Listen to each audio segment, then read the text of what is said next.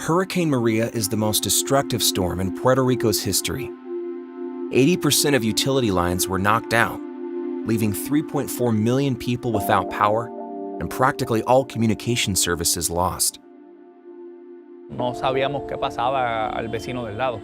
No había comunicación para llamar a la ambulancia, no había manera de llamar al hospital. Y fue bien desesperante y yo no poder llamar a mis primos, a mis tías allá afuera para decirle estamos bien. In the critical days after the disaster, first responders and survivors were left stranded, unable to gain access to life-saving services and resources, resulting in thousands of deaths.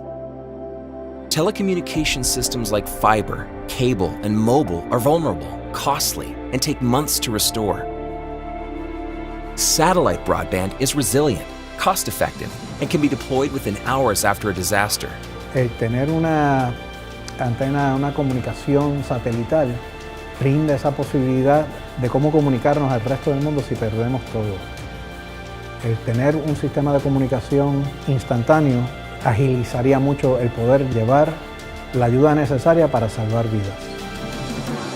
Satellite broadband brings internet anywhere, including the hardest to reach places after a natural disaster.